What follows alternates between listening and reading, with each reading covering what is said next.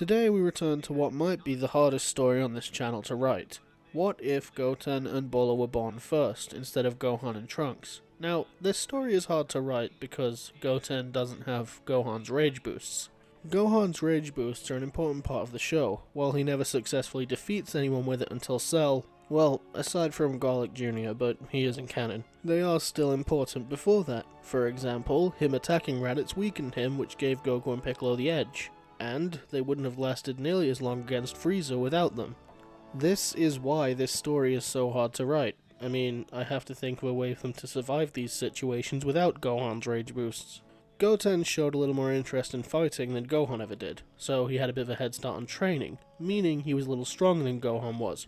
Strong enough to almost match Krillin, which led to the monk starting to take his training more seriously, as he couldn't very well let himself be outdone by a toddler. When we left this story, Vegeta had been intrigued by Goten. A child that young having a power level of 3000 was good. Sure, he was stronger when he was a kid, but Goten was still far above average. Remember, Raditz is the average Saiyan. Vegeta decided it might be interesting to test Goten with the Saibamen, who was all too happy to fight all 6 of them himself. Given they each had a power level of 1200, combined they'd be stronger than Goten, but he wanted to see how he stacked up. To his surprise, Goten declined the help of the other fighters with him. Good. He may only be a half-breed, but he clearly had Saiyan blood. 2 of the Saibamen would lunge at the boy, who would duck both attacks before sending one of the Saibamen to the ground with an uppercut. Since Goten had been training with everyone, not just Piccolo, he knows a few more techniques than Gohan did, one of which was the Solar Flare, which he would use to blind the Saibamen before destroying 4 of them with a Kamehameha. Yes, he still can't say it right. Goten would defeat a 5th Saibaman with a ki-charged fist before the 6th Saibaman would attempt to catch him off guard with self-destruct. It would grab Goten and attempt to detonate, but instead Goten threw the Saibaman off him before kicking it towards the 2 Saiyans. The creature exploded at their feet, but both of them were unaffected by the blast. Ah ha ha, this kid's got some moxie, Nappa laughed. This fight might be worth it after all. Nappa stepped forward, daring the other fighters to approach. But I hardly expect this kid to give me a good fight by himself. What the hell, all of you, come at me at once. Nappa, even suppressed like this, was still stronger than the lot of them, although Piccolo was able to match him basically blow for blow, even if Nappa had the slight edge. Nappa had him beat in terms of pure power, but Piccolo was the better fighter. Piccolo leapt backwards before stretching his arm forwards and punching Nappa across the face.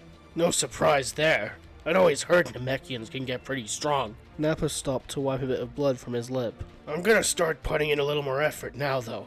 Nappa rushed forward with surprising speed, kneeing Piccolo in the face before firing a ki blast through his chest, sort of assuming he'd killed him, though he was unaware of Piccolo's regeneration.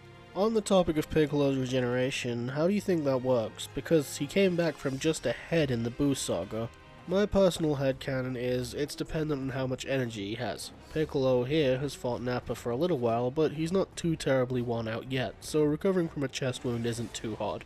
But he doesn't get up just yet. He can play dead to catch Nappa by surprise with the special beam cannon. It worked on Raditz, so why not? He didn't fool any of the Z fighters since they can sense energy, but naturally they'd play along. The remaining fighters all rushed Nappa at once, though they didn't have much luck against the bruiser. Nappa would headbutt Yamcha before kicking Chaozu so hard he almost split the guy in half. Tien would retaliate with the Tri-Beam, which actually hurt Nappa a little, or at least more than the others had. That's not a bad technique you've got there.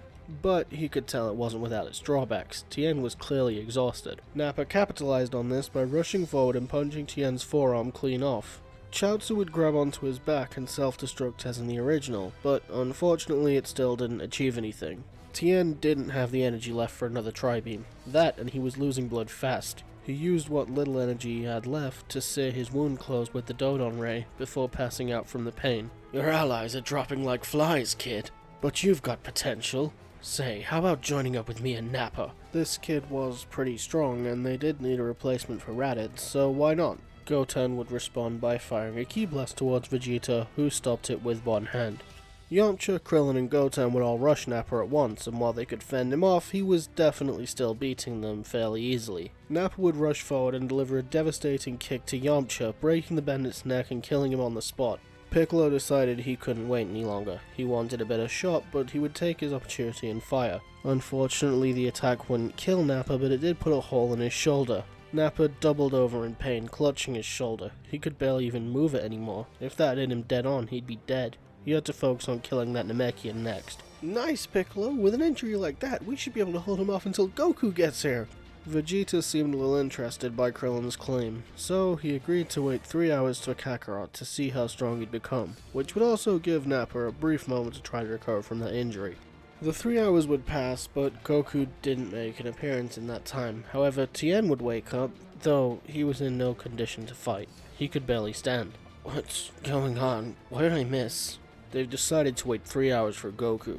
And, well, Yamcha didn't make it. Tien clenched his fist in frustration before looking over to where Yamcha's body was. You said they gave us 3 hours? How long has it been? About 3 hours, Nappa chimed in before stepping forward. The fight was back on. Tien was too injured to fight, so Piccolo, Goten, and Krillin rushed Nappa. Nappa was injured, but he was still stronger than any of the group individually. He noticed that Piccolo seemed to be targeting his injured arm, in hopes of making the injury worse. He would send Piccolo to the ground with a knee strike, before beginning to charge the break cannon. A ball of energy formed in Nappa's mouth. Goten would rush to help Piccolo, but Piccolo held up one hand. Stay back, kid. Piccolo would rush Nappa, aiming to interrupt the attack, but Nappa wasn't worried. There was no way he'd make it in time. Of course, he had failed to take into account Piccolo's stretchy arms. This was a risky move, and Piccolo knew he'd only get one chance at it.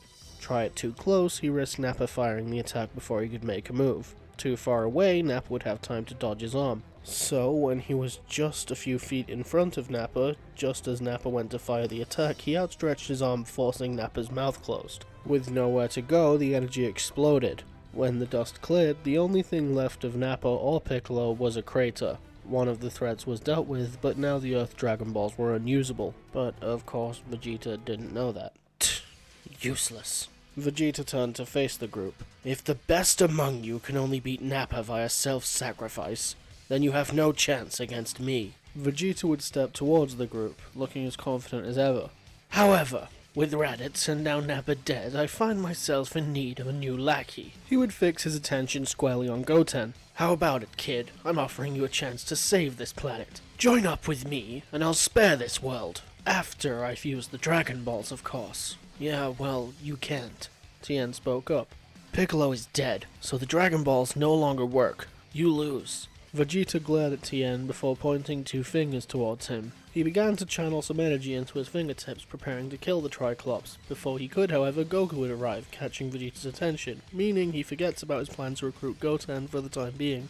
Goku only had 1 Senzu bean left, but 3 people who needed help.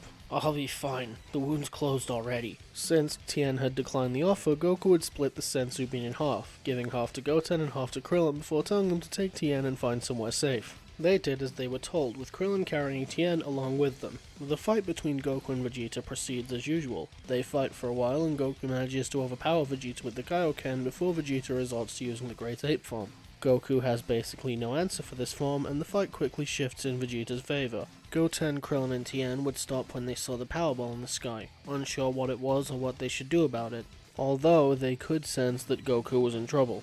I'll go back to help my dad. You take Tien somewhere safe. By yourself? Krillin didn't sound so sure. I'll be alright, just go. Before Krillin could get another word in, Goten had already sped off towards the scene. Since he'd recovered from his fight with Nappa, he'd gotten a small Zenkai, going from 3,000 to 4,500, stronger than Piccolo even, but not enough to do anything against Great Ape Vegeta. By the time he arrived, Vegeta had Goku in his grasp, but Goten managed to get him to let go by firing a blast at the Great Ape's eyes. Goku himself was in no condition to fight now, and the best Goten could manage was a quick distraction. Goten would zip around Vegeta, firing a few energy blasts every now and then, but this was hopeless. That is, until Yajirobe slices off Vegeta's tail, causing him to revert back to normal. Vegeta would immediately round on Yajirobe, taking out his frustrations on the attacker, while Goku gives the energy from the Spirit Bomb to Goten instead of Krillin. Because the prince was still busy beating up Yajirobe, Goten doesn't miss and the ball hits Vegeta dead on, sending him hurtling into the air. Goten would rush over to Goku, only for Vegeta's body to land between them, severely weakened but very much alive. He'd drag himself to his feet, and since Goten was the only fighter still standing, he'd immediately attack the boy. Even in this weakened state, Vegeta still held the advantage over Goten, easily defeating the boy before turning his attention to Goku. Don't worry, Kakarot. I won't make you watch me kill your son. I'll just kill you first. He'd outstretch a hand towards Goku's head before beginning to charge a blast. Wait, Goten struggled to his feet. Vegeta, right? Do you still want me to go with you? The prince paused for a moment. This kid was strong for a child, and without Nappa, he needed someone to order around. After a moment, he turned to Goten and nodded. Perhaps. Why the sudden change of heart? If you spare my dad and this planet, then I'll come with you. Vegeta would pause for a moment before lowering his hand. Fine, but if you try to go back on this, I will come back and destroy this world. Goten, you don't have to. Goku was cut off by a sharp pain in his chest. I'll be okay. Admittedly, Goten was putting on a brave face. He didn't want to do this at all, but it was the only way they'd get out of this alive. Vegeta scoffed before turning around and calling his space pod. Really, they're meant for a single person, but you won't take up much room. Reluctantly, Goten would climb inside the craft and Vegeta would take off, telling him to take one last look at the Earth in a mocking tone, before the pair took off towards Frieza Planet 79. Eventually, Krillin would return for Goku, who explained that Vegeta had taken Goten. Krillin was shocked to hear this, but assured Goku he had a plan. The taller Saiyan called Piccolo Namekian, so if we can find their homeworld, I bet they'll have Dragon Balls we can use. Then we can wish back Piccolo and wish for Goten to come home. Great idea, buddy. Goku passed out, but he was somewhat relieved that Krillin had a plan. Chi-Chi was beside herself when she found out her son had been kidnapped by an alien, but they did their best to reassure her they'd get him back. Mr. Popo would provide them with the ship to get to Namek as in the original, and since Tien and Krillin weren't as injured as Goku, they'd set off with Bulma towards Namek, with Krillin and Tien using the time of the journey to train. Tien especially had to get used to fighting with only one hand. Meanwhile, Vegeta and Gohan arrived at Frieza Planet 79, and Vegeta demanded to use 2 healing pods. One moment. Who is this boy? Where's Nappa? Nappa got himself killed on Earth. This boy will serve as his replacement given time. Now let us pass. They didn't bother to try and argue any further. Goten and Vegeta were placed into healing pods. Vegeta was already planning to head to Namek after this to find the Dragon Balls. Since Vegeta is less injured than he was in the original, once recovered he reaches a power level of 22,000 instead of 24,000, while Goten jumps up to a power level of 8,000, officially surpassing Nappa. All in all, Vegeta was quite confident he wouldn't have any trouble once he got to Namek. And that's where we'll leave things for now. How do you think things will go now that Vegeta has taken Goten? How will it change things on Namek? Leave a comment and let me know what you think. Subscribe if you want to, or maybe like the video, but that's completely optional of course. Alright, have a good day.